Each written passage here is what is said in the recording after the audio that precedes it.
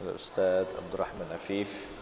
Mudah-mudahan apa yang beliau sampaikan kepada kita menjadi pedoman kita, melekat di hati kita, melekat di ingatan kita, dan insyaallah kita semua senantiasa mendapatkan penjagaan dari Allah Subhanahu wa taala. Ikhwani rahimakumullah, sebagaimana tadi beliau juga menyatakan hendaknya kita untuk bersabar dalam menuntut ilmu, maka juga kita harus senantiasa memanjatkan puja-puji syukur kita kepada Allah Subhanahu wa taala, karena Allah Subhanahu wa taala yang memberikan kepada kita karunia, kesempatan, kenikmatan, sehingga pada malam hari ini dan pada malam-malam sebelumnya dan insyaallah malam-malam yang akan datang kita masih diberikan kesempatan untuk duduk di dalam majlis ilmu yang semacam ini. Ini adalah karunia besar dari Allah Subhanahu wa taala. Salawat dan salam tercurah kepada junjungan kita Nabi Muhammad sallallahu alaihi wasallam, Nabi nan mulia, Nabi yang agung, Nabi yang selalu kita bersalawat kepadanya, yaitu adalah dengan ucapan salawat yang telah diijazahkan oleh guru kita Al-Habib Muhammad bin Abdullah bin Abdurrahman Al-Habsyi, yaitu salawat yang disusun, diperintahkan, diijazahkan langsung oleh Al-Habib Abdurrahman bin Abdullah Al-Habsyi, muassis Pondok Pesantren Aryan. Allahumma salli ala Muhammad, Allahumma salli alaihi wa sallim. Allahumma salli ala Muhammad, Allahumma salli alaihi wa sallim. Allahumma salli ala Muhammad, Allahumma salli alaihi wa sallim. اللهم أذهب حزن قلبي في الدنيا والآخرة. اللهم أذهب حزن قلبي في الدنيا والآخرة. اللهم أذهب حزن قلبي في الدنيا والآخرة. الحمد لله رب العالمين. Ikhwani rahimakumullah, menambah sedikit dari apa yang beliau sampaikan, yaitu tadi juga kita ingat bahwa dalam menuntut ilmu perlu memiliki yang namanya rasa sabar, karena yang namanya menuntut ilmu adalah tidak mudah, dan untuk menjadi orang yang berilmu adalah butuh proses yang panjang sekali, dan bahkan sampai kita meninggal dunia nanti kita tidak akan bisa mendapatkan seluruh ilmu yang Allah berikan kepada Nabi Muhammad sallallahu alaihi wasallam. Namun setidaknya di dalam hidup kita telah mencatat sejarah kehidupan kita di buku amal, buku catatan amal kita, yaitu sebagai penuntut ilmu agama Allah Subhanahu wa taala, dan status ini insyaallah bila mana didasari dengan keikhlasan, didasari dengan ketakwaan, maka status ini akan kekal terus sampai nanti di hari perhitungan amal, dan Allah Subhanahu wa taala betul-betul mengakui kita sebagai hamba-hamba Allah yang selalu menghabiskan kehidupan waktu kita untuk mencari keridhaan Allah. Di antaranya adalah dengan menuntut ilmu syariat agama Islam, yaitu syariat yang Allah Subhanahu wa taala berikan kepada Nabi Muhammad, kemudian dilanjutkan kepada kita, dan di antara banyak pelajaran-pelajaran yang diajarkan oleh Rasulullah sallallahu alaihi wasallam itu adalah haruslah kita meyakini dan memantapkan hati kita bahwa segala sesuatu ini adalah atas takdir dan kehendak Allah Subhanahu wa taala. Setiap nikmat adalah dari Allah Subhanahu wa taala, dan setiap musibah, kesusahan yang kita rasakan, kita lihat dulu. Kalaulah kita rajin ibadat, maka itu adalah ujian dari Allah Subhanahu wa taala. Namun bila mana kita jauh dari Allah Subhanahu wa taala, maka itu bukanlah ujian. Barangkali itu adalah teguran dari Allah Subhanahu wa taala. Mungkin itu adalah surat cinta yang Allah berikan kepada kita agar kita kembali kepada Allah Subhanahu wa taala. Maka tidak tepat kalau kita pukul setiap musibah bala itu turun, kita pukul rata semuanya adalah ujian dari Allah. Tidak. Kita lihat siapa yang tertimpa musibah. Kalau dia orang bertakwa, dia ahli ibadah, dia orang yang memiliki hati bersih, maka itu ujian bagi dia. Untuk apa ujian? Ujian itu untuk naik kelas. Yang namanya ujian untuk naik kelas ke jenjang yang lebih tinggi lagi. Namun kalau dia jauh dari Allah Subhanahu wa taala, maka itu bukan ujian, melainkan itu adalah teguran dari Allah Subhanahu wa taala. Dan teguran itu pun adalah surat cinta juga dari Allah Subhanahu wa taala. Ujian untuk mengangkat derajat kita di sisi Allah, teguran juga sebagai pengingat untuk kita bahwa ingat loh, Allah ada memperhatikan kita. Kamu selalu sehat, ada masanya kamu bakal sakit. Kamu selalu hidup senang, tapi kamu lupa kepada Allah, akan datang masanya kamu sulit. Maka begitulah kehidupan, kata orang, bagaikan roda. Kadang berputar, roda itu putar, kadang ada di atas, kadang juga ada di bawah, perputaran itu. Dan saat kita berada di posisi manapun, di atas kita ingat Allah, ketika kita berada di bawah pun kita harus ingat Allah Subhanahu wa taala. Dan hendaknya kita yakin bahwa kata Imam Dalal Haddad, di setiap jalan langkah ketika kita ingin mendekatkan diri kepada Allah Subhanahu wa taala, tentu langkah pertama yang harus kita miliki adalah as-sabar, kesabaran. Ketika kita mau belajar ilmu agama harus sabar. Ketika kita mau menjadi orang yang baik harus sabar. Ketika kita ingin menjadi orang dermawan harus sabar. Kita tidak dermawan tapi ingin menjadi orang dermawan, maka untuk menjadi orang dermawan itu harus sabar. Ya, nah, tentu akan lebih banyak memberi bantuan kepada orang lain ketimbang hari-hari sebelumnya yang dulu belum pernah terfikir untuk kita menjadi orang yang baik, menjadi orang yang dermawan. Mungkin dulu kita ngasih ya sekedar ngasih. Ketika kita sedang ada momen tertentu ya kita kasih. Tapi seandainya ada rasa ingin lebih baik, ingin menjadi orang yang as-sakhi, dermawan, tentu adalah harus memiliki rasa sabar. Akan banyak harta yang dia infakkan, akan banyak tenaga yang dia sumbangsikan untuk agama, akan banyak pemikiran-pemikiran yang akan dia curahkan untuk agama Allah Subhanahu wa taala. Ya, harus sabar. Ya, kita sama-sama lah, bukan berarti yang ngomongnya lebih sabar dari antum ya.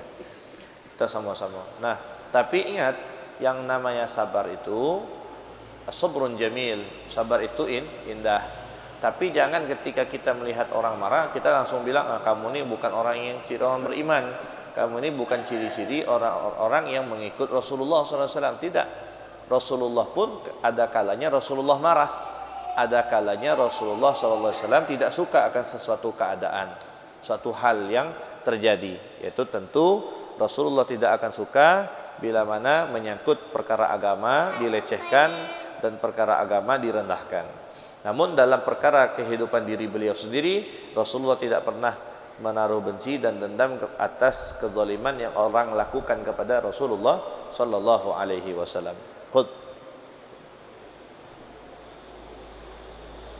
Baik. Nah, ketika ada guru marah kepada muridnya, maka kita harus melihat satu hal yang berbeda. Ketika orang sabar atas sesuatu itu baik, bagus, ya. Itu adalah suatu hal yang mulia. Tapi ketika orang marah, maka itu bukan suatu yang mulia. Namun ada marah yang mulia. Seperti apa marah yang mulia?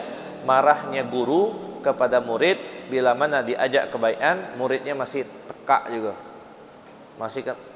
Masih congkak, macam patung. Patung itu rupanya punya kuping. Patung rupanya punya kuping. Tapi kamu bisikin lah ke patung. Ada patung di di tehok itu, patung tari itu. Nah, tu bisikin sikok-sikok. Ajak ngomong. Dengar tak? Enggak dengar. Padahal ada kuping. Ya. Nah, tapi kalau santri, murid punya kuping nampaknya, tapi tidak bisa dengar nasihat baik, maka ketika dimarahi, ditegasi, maka marahnya guru kepada murid untuk kebaikan itu adalah mulia. Jangan agak giliran gurunya marah, oh ni guru tidak ada sabar, gurunya itu marah. Ya tengok marahnya, kalau dia salah, ya marah. Diajak kebaikan tak mau, sekali, dua kali, tiga kali dimarahin, ya suatu hal yang bagus dan baik seperti itu ya. Namun pada dalam kalau kita lihat dari segi jumlah, umumnya sabar adalah suatu hal yang mulia. Ya. Nah, setiap urusan, setiap perkara hendaknya diawali dengan kesabaran, dan ketika kita mengawali segala sesuatu dengan sabar, maka akhirnya, nihayahnya kita akan memperoleh sifat syukur.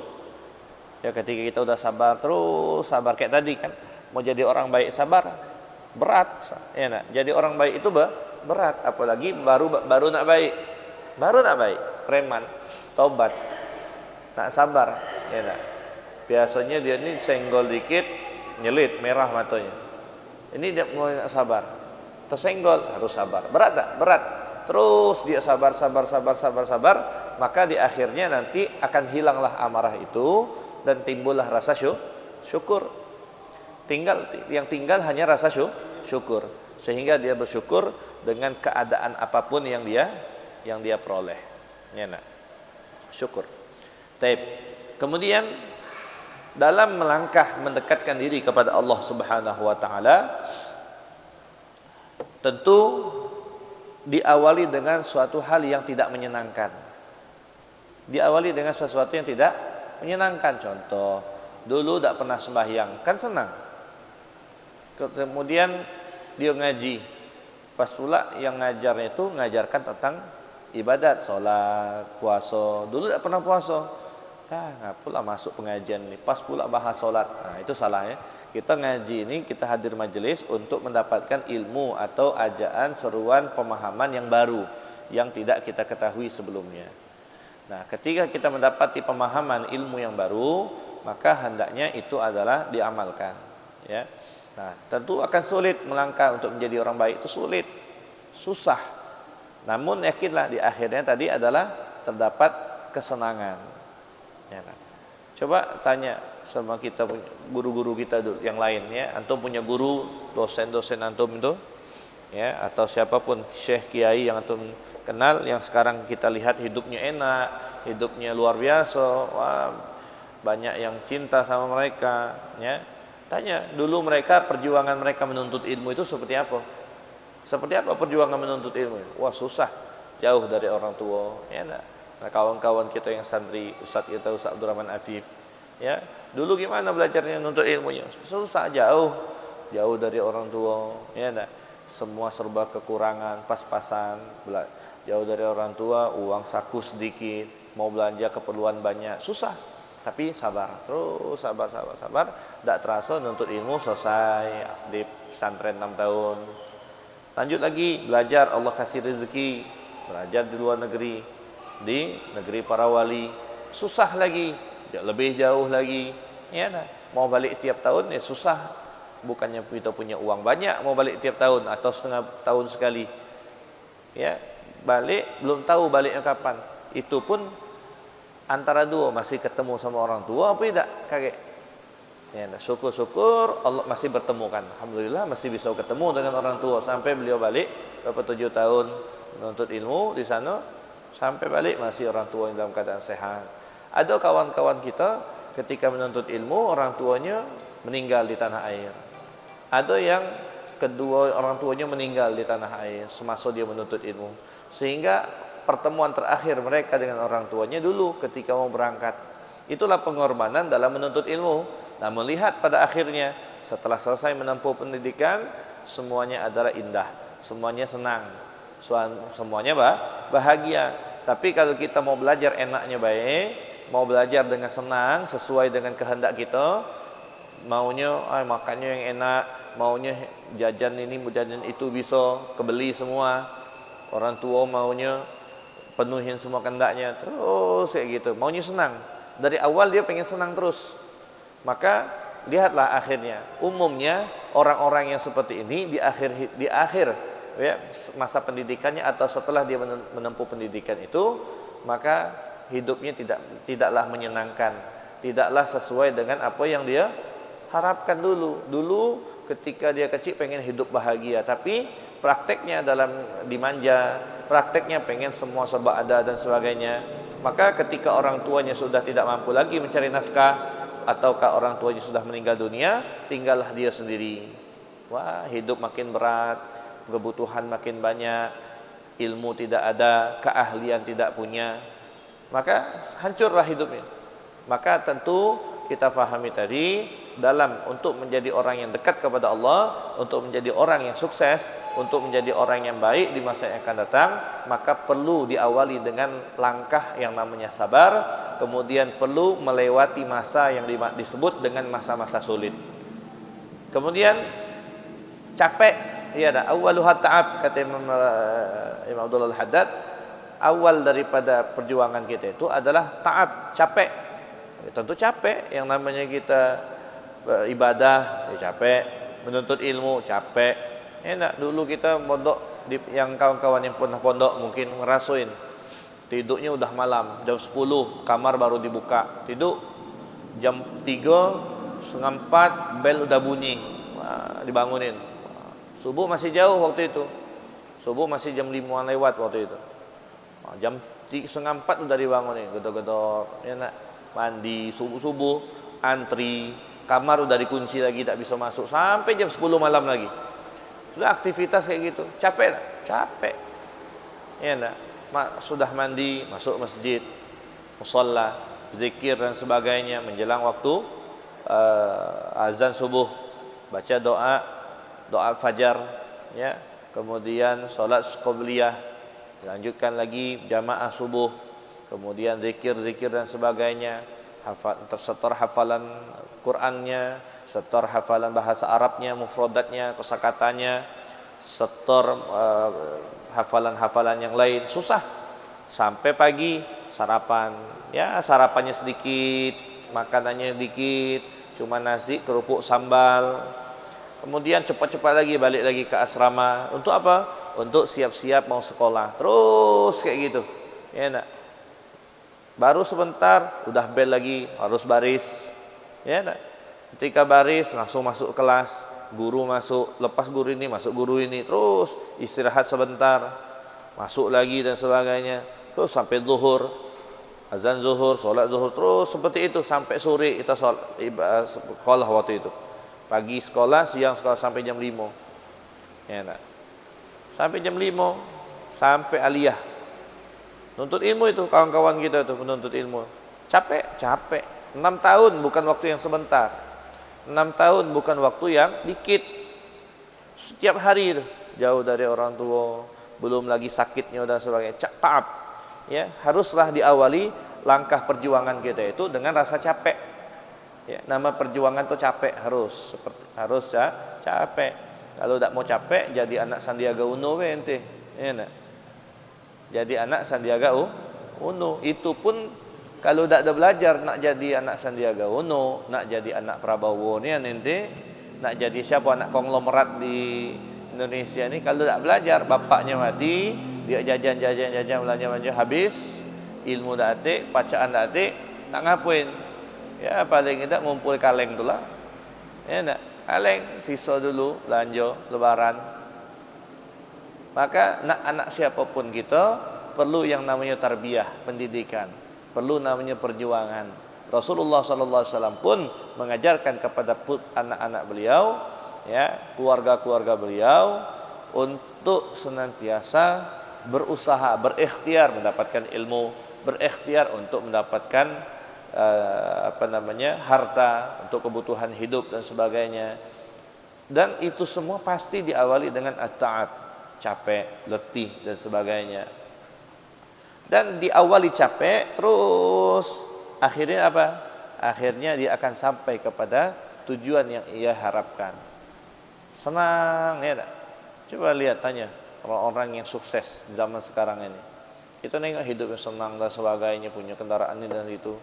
Dulunya bagaimana? Dulunya capek mereka itu. Ya enggak. Itu baru di dunia. Maka begitu pula nanti di akhirat. Di akhirat orang yang senang, orang yang bahagia, orang yang santai di akhirat adalah orang yang capek di dunia. Sepanjang hidupnya dia capek, ibadat dan sebagainya, sabar dan sebagainya, menuntut ilmu tanpa habis, menuntut ilmu tanpa henti, menerima kebaikan dari siapapun, ya. Terus dia seperti itu sampai dia mendapatkan apa? Piagam yang namanya husnul khatimah. Mudah-mudahan kita semua mendapatkan husnul khatimah. Amin. Ketika kita dapat husnul khatimah, maka insyaallah perjalanan seterusnya, perjalanan alam akhirat yang begitu panjang itu akan dilalui dengan aman, tenang, nyaman, bahagia, tidak ada sumpek, tidak ada kesusahan hati dan sebagainya, insyaallah. Baik. Begitu juga ketika kita ingin mengenal Allah Subhanahu wa taala. Ketika kita ingin mengenal Allah Subhanahu wa taala, perlu tadi yang namanya belajar, ya enggak? Dan juga untuk mendapatkan kebahagiaan semuanya perlu kita memiliki hati yang bersih. Hati yang bersih harus, ya enggak? Bagaimana caranya kita untuk mendapatkan hati yang bersih? Yaitu caranya hati itu harus dibersihkan terus. Ya enggak? Kata kita punya guru Al-Habib Abdullah bin Muhammad Bahrun, tanziful galab ka tanzifil libas. Membersihkan hati itu, kalau kamu mau bersihkan hati, ya seperti bersihkan baju. Kalau kamu mau bersihkan hati, seperti kamu membersihkan baju. Kenapa? Setiap kali kamu telat membersihkan baju, maka kotoran yang lengket pada baju itu akan sulit untuk dihilangkan. Jadi kalau kamu telat, lambat membersihkan hati, maka kotoran najis yang ada di hati itu akan sulit untuk dihilangkan. Ya enggak? Baju nih kena kuah basah misalnya, tidak langsung dicuci, lembab, kita tumpuk, terus tumpuk jamuran akhirnya. Warnanya berubah dan sebagainya, baunya berubah. Sulit tak nyucinya? Tidak bisa sekali, 2 kali. Itu pun kadang masih ada bercak-bercaknya. Ya enggak? Udah diputar mesin cuci dan sebagainya, masih ada bercak-bercak kotorannya. Maka hati pun demikian, kata beliau. Hati itu, bersihkan hati seperti kita bersihkan pakaian. Setiap kita lambat membersihkan pakaian, maka akan semakin sulit najis dan kotoran itu dihilangkan. Kemudian untuk mendapatkan kebahagiaan juga, di samping hati kita bersih, kita juga harus mensyukuri atas apa yang Allah berikan kepada kita. Mau banyak, mau sedikit, kita syukurin kepada Allah Subhanahu wa taala. Kenapa? Karena orang yang tidak bersyukur itu adalah orang yang sedih. Dan apa sebab sedih itu? Sababul huzn, kata Habib Abdullah Bahrun, sebab daripada kesedihan itu huwa an-nanzur ila ma laysa indana, yaitu kita selalu melihat apa yang tidak ada pada kita. Ya. Sedih itu muncul ketika kita selalu melihat apa yang tidak kita punya. Orang punya, kita tidak punya. Nah, kita tengok apa yang orang punya dan kita tidak punya, maka itulah sebab kesedihan, kata Habib Abdullah bin Muhammad Bahrun. Wala nanzur ila ma indana. Kita cuma nengok apa yang orang punya, tapi kita tak pernah nengok apa yang sudah kita punya. Ya enggak? Kita punya motor kecil atau motor yang tahun lama misalnya. Tapi kita sekarang nengok orang, kawan aku motornya lah baru, tahun 2000-an dan sebagainya, aku masih tahun 90-an dan sebagainya. Terus makin tua, yang lain ini makin ini dan sebagainya. Ya enggak? Maka itulah sebab sedih. Tapi kalau kita tidak acuh tak acuh dengan hal itu, tidak mengambil pusing, tidak mengambil tidak terlalu kita pikirkan, ya, mau punya kita lama, punya orang baru terserah. Kenapa? Yang lama nih suatu saat harganya lebih mahal daripada yang baru. Ya, nah. Sekarang ada tak masih yang punya duit 500 duit kertas 500 tuh? Ada tak? Tak ada lagi kan? Dulu masih ada kertas yang 500 kan, yang ada gambar monyetnya, ada rumah kayunya ya.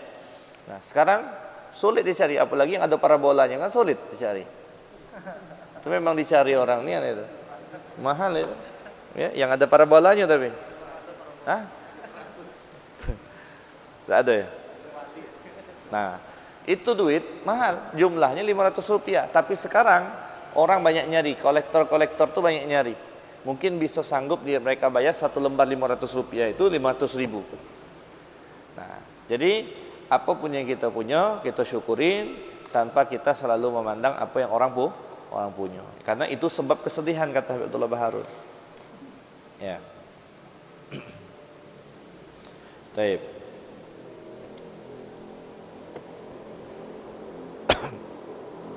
Kemudian beliau Habib Abdullah Baharun juga memberi nasihat kepada kita. Kalau kalian selalu berpikir bahwa semua nikmat yang ada pada manusia itu adalah nikmat untuk engkau, ya, maksudnya ketika kamu senang, ketika kawan kamu dapat nikmat, kamu senang, maka maka kalian tidak akan memiliki sifat hasad, dengki kepada siapapun. Jadi kalau kita selalu merasa senang, orang senang, kita senang. Ya, SMS yang positif. Senang melihat orang senang. Ya, nah. Kawan dapat motor baru, oh senang. Orang dulu ya, orang kampung dulu, ada orang beli motor Honda dulu nyebutnya. Ya, Honda. Oh, beli Honda. Satu kampung nengokin, satu RT itu keluar rumah nengokin, oh, ini motornya. Padahal motor warna merah, yang merah putih itu nah, ya, yang palanya kecil. Macam motor tahun 70. Orang dulu yang pertama beli di kampung ini pasti orang rame, senang semua. Yang beli tetangganya, orang kampung yang senang, bangga dia, orang kampung kami beli. Tapi sifat itu udah ada lagi sekarang. Sifat itu udah tidak ada lagi. Kenapa? Berubah. Asa ada orang beli baru, pengen beh. Asa ada orang beli baru, iri beh. Ya tak? Aku dia bisa beli, aku pengen juga beli. Ya tak? Kalau bisa, Allah aku tengok dia tu beli sombong ni. Padahal orang bawa motor tu biasa beh. Ya tak? Tapi karena dia ada dengki di dalam hatinya, orang yang punya hati dengki melihat kepada orang yang dia ada dengki selalu salah. Walaupun orang yang dia dengki itu tidak ada apa-apa, cuma jalan baik kok bisa salah. Orang punya sifat hasud itu, nengok orang yang dihasuti itu jalan betul lah, pakai sandal. Atau salah. Ya Allah, macam tegak dado itu. Ya namanya jalan itu kan dadonya memang tegak, ya tak? Tidak ada orang dadonya itu baring. Ada salah. Maka betul, hasud itu adalah sifat yang sulit untuk dihilangkan. Dia akan hilang sendiri, seperti api membakar dirinya dewe. Jadi kada ngadapin orang yang hasud dengki itu adalah didiamkan. Ya. Banyak-banyak baca qul a'udzu birabbil falaq, ya, min syarri hasidin idza hasad. Kita berlindung kepada Allah dari buruknya sifat dengki dari orang yang memiliki dengki kepada kita. Ya, nah. Isbir ala mudarril hasudi fa inna sabraka qatilu. Sabar dengan sifat hasud pada orang. Kenapa? Sabarnya kamu, diamnya kamu atas kehasutan dia adalah membunuh daripada sifat hasudnya dia. Kenapa? An-naru ta'kulu nafsaha in lam tajid ma ta'kulu. Api itu akan makan dirinya dewek kalau tidak ada bahan bakar. Api kalau dikasih kayu bakar, dikasih ranting, dikasih kertas, dikasih minyak, apalagi makin besar. Lama-lama dia bakal padam. Yang panas tadi, arang yang panas kalau didiamkan, arang kayu ya, didiamkan, lama-lama dia mati. Ya, mati panas pasti, didiamkan, lama-lama bakal sejuk, kita pegang tidak ada apa-apa. Ya, arang yang sudah dingin kita pegang tidak apa-apa, padahal dia tadi terbakar, panas tadi. Begitulah orang yang hasud. Orang hasud tu diamin enggak lama-lama dia dingin dewe. Ya. Maka mudah-mudahan Allah Subhanahu wa taala menjadikan kita semua sebagai hamba-hamba Allah yang selalu mengingat bahwasanya kita adalah milik Allah, kita akan kembali kepada Allah Subhanahu wa taala dan kita selalu butuh kepada Allah Subhanahu wa taala. Bismillahil Fatihah.